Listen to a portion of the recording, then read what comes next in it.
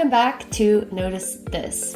I'm Kat, and this is a show where we talk lien rights, construction cash flow, and just how to avoid crying into your coffee over unpaid invoices.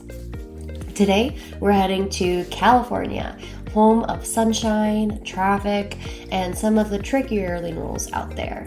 But don't stress. By the end of this episode, you'll know exactly how to stay in control of your payment rights. And remember, hope is not a strategy. Let's start with the preliminary notice, the foundation of protecting your lien rights. In California, subs and suppliers have 20 days from when they start furnishing materials or labor to send it. That covers all work from day one forward. But here's the catch, more good news. California is a float state, meaning if you miss that 20-day mark, you can still send it late. Your lien rights just float forward, and it will only cover work done in 20 days before sending it and after. Think of it like showing up late to a barbecue. You can still eat, but you just may have missed the ribs. And for general contractors, yes, a prelim is required, but you can include certain language in your contract with the owner that actually fulfills that requirement automatically. And if you don't send the notice, it's a simple step that saves a lot of headaches later. Okay, so you sent the prelim, did everything right, but you're still waiting on that check. This is not a required state document, just to note, but can help with collections efforts before having to file a lien.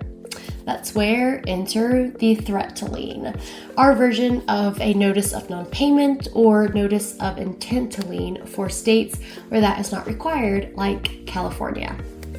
It's professional but firm, letting everyone in the payment chain know you're ready to take the next step if needed.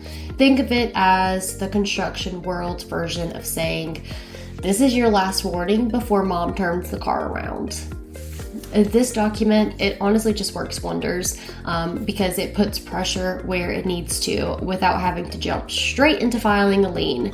And it really helps keep relationships intact with your customers while still getting paid.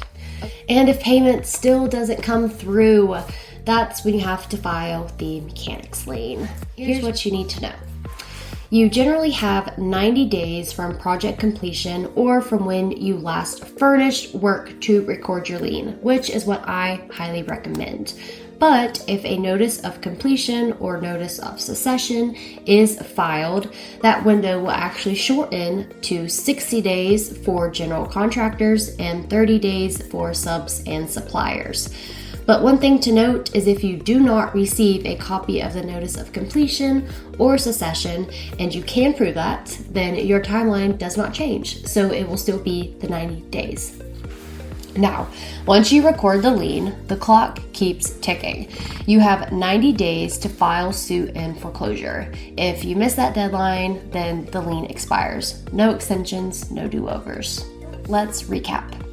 Send your prelim within 20 days, but late is better than never. Thank you, California, for the generosity. And use a threat to lien to get ahead of payment issues or internal collections efforts. Track your lien and foreclosure deadlines. Seriously, put them on a calendar. At Nationwide Notice, we actually have a reminders tool that's basically like your deadline BFF.